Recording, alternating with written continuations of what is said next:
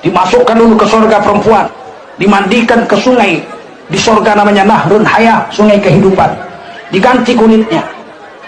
Orang hitam tak boleh masuk surga, jelek surga ada orang hitam. Assalamualaikum warahmatullahi wabarakatuh. Ibu bapak hadirin pemuda-pemudi sebangsa setanah air. Ustadz Tengku Zulkarnain adalah salah satu ustadz yang sangat berbahaya dari kelompok kadrun, dari kelompok ulama-ulama kadrun. Mereka ini memang kalau berceramah itu setipe, seperti robot gitu bro. Sudah satu cetakan, sudah satu pemikiran, sudah satu omongan. Seperti ada yang ngatur gitu. Coba perhatikan ceramah-ceramah Habib Rizik, ceramah-ceramah Habib Bahar, ceramah-ceramah Ustadz Yahya Waloni, ceramah-ceramah Buya Yahya, UAS, lalu Sugik Nur, lalu Ustadz Haikal, orang-orang FPI, HTI, PKS. Itu seperti satu cetakan coy. Ya di dalamnya itu berisi ujaran-ujaran kebencian yang sudah tidak disaring lagi. Di dalamnya itu berisi provokasi yang sudah melebihi batas kewajaran. Dan lebih pantas disebut sebagai propaganda terselubung menggunakan ayat-ayat Al-Quran yang ditafsirkan saenake dewe. Ditafsirkan sesuai pesanan bosnya. Ditafsirkan hanya demi nyari duit, dan duit. Ustadz Tengku Zulkarnain ini sama berbahayanya dengan Habib Rizik, Habib Bahar, Ustadz Waloni Yahya, Ustadz Tengku Zulkarnain, UAS. Karena pelan tapi pasti umat Islamnya akan tercuci otaknya, yang akan berujung kepada rasa fanatisme, yang akan berujung kepada kelompok yang memang benci banget kepada pemerintah. Mau pemerintah berbuat baik tetap dibenci, berbuat salah apalagi. Ini kelompok ekstremisme yang sangat berbahaya yang sedang dibentuk oleh Ustadz Zulkarnain dan kawan-kawan, oleh Habib Rizik dan kawan-kawan. Jadi sebelum mereka membuat pasukan perang, kekuatan perang, mereka akan terus gencar dari satu pengajian ke pengajian yang lainnya, dari satu pesantren ke pesantren yang lainnya, dari satu madrasah ke madrasah yang lainnya, dari satu masjid ke masjid yang lainnya, menebarkan ujaran kebencian, provokasi, atau penafsiran-penafsiran yang ditafsirkan saenake dewe. Ya seperti perihal syarak yang diomongkan oleh Tengku Zulkarnain. Katanya orang hitam tidak pantas masuk surga. Nenek-nenek tidak pantas masuk surga. Yang jongos tidak pantas masuk surga. Padahal logika berkata bro. Logika berkata. Si Ustadz Zulkarnain juga belum tentu masuk surga. Kenapa? Karena sampai saat ini belum ada satupun orang yang melihat rapot keislaman mereka. Apakah syahadatnya diterima atau enggak? Mereka tidak tahu. Apakah sholatnya diterima atau enggak? Mereka tidak tahu.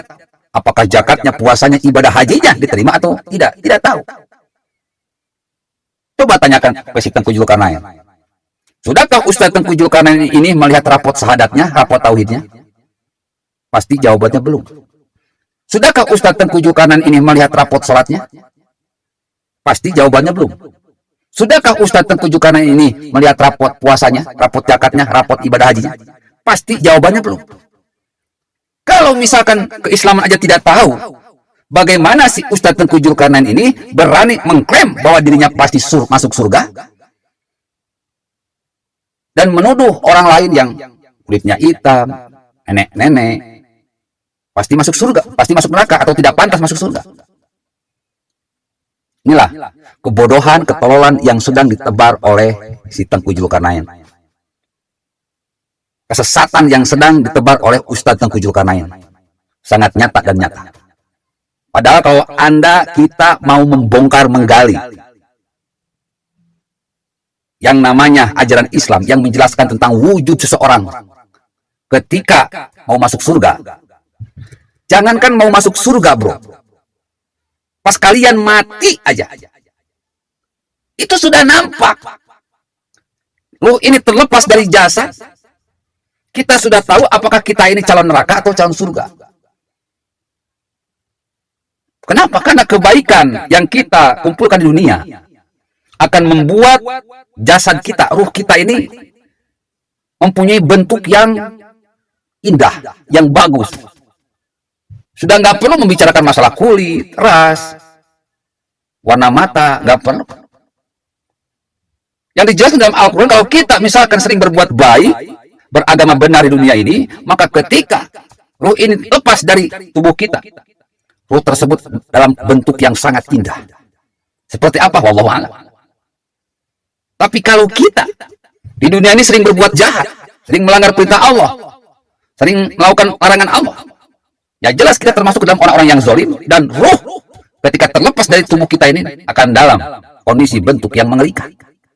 Berarti kita calon neraka. Bahkan dijelaskan dalam hari berbangkit, orang yang di dunianya kelakuan kayak anjing, maka ketika hari berbangkit, badannya tegap, kepalanya anjing. Orang yang hidupnya kayak babi, maka nanti akan bertubuh seperti babi. Badannya tegap, badannya seperti biola, seperti bidadari, tapi kepalanya babi. Kenapa biasa seperti itu? Tergantung kehidupan dunia.